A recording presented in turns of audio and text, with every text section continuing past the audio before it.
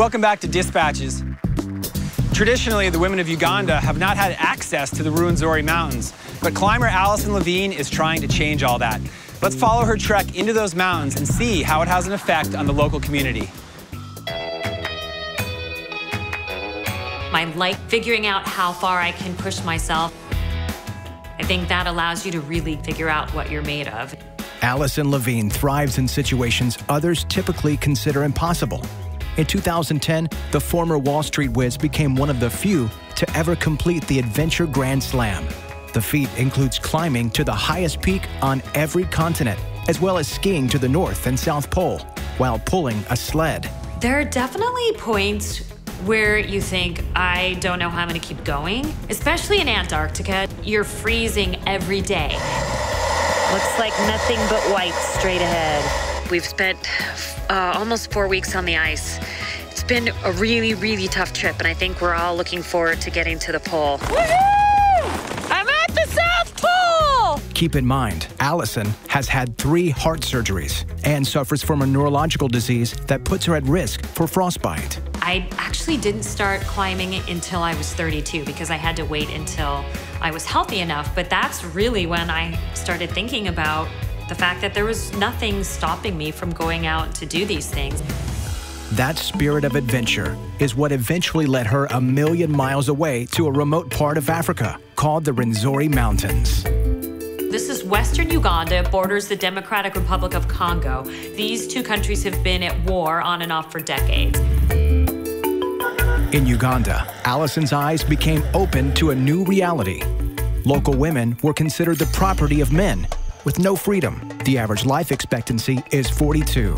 When I went to the office of the Mountaineering Services, I naturally said, hey, can we have women guides and porters?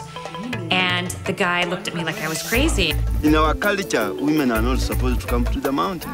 Being told by our grandparents that women are not supposed to come this way. I thought, this sounds like a pretty raw deal for these women. They have no way to earn money other than prostitution. And I thought, well, why can't they work in these mountains? Why can't we take the first group of women up into the Ruwenzori Mountains and work with them so that they can work in these jobs and earn a sustainable living wage? We have to struggle for life. There is no business which we can earn.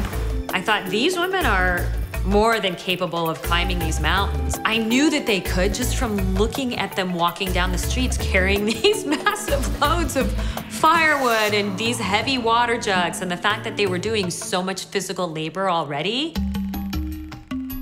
The men were curious enough to allow Alison to eventually train the women, but superstition kept the men far away from the mountains during the climb. We only had 7 women that were interested in going up the mountain. I think a lot of them were afraid just because it was taboo. They strapped the weight on and were able to climb the mountain just like the men were able to. The Ruwenzori Mountains stretch 70 miles long and 40 miles wide. The trek is a challenge, even for the most experienced climbers.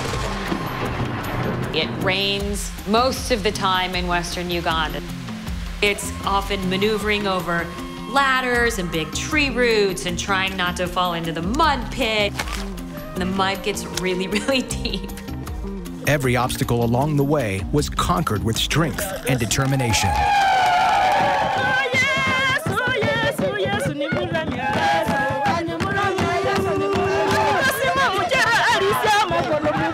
When the women got back down from the mountain, there were people lined up all along the dirt roads waiting to congratulate them.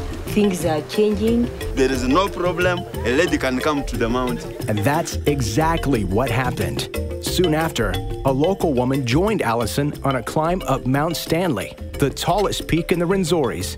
At 16,700 feet, it's just short of Kilimanjaro size. Malabina getting to the summit really drove that home for women, that message about believing in yourself and not giving up. Malabina, your first time! Yeah, let's go! That mountain and that expedition really did change the lives of a lot of people. Every time I go back, there's a bigger group of women who are excited and enthusiastic to go climb the Ruwenzori Mountains. not always about reaching the top of a mountain or getting to the North Pole or the South Pole. It's really about the journey and the lessons you learn along the way. Going to the Ruwenzoris really showed me that climbing a mountain can have a positive effect on an entire community of people.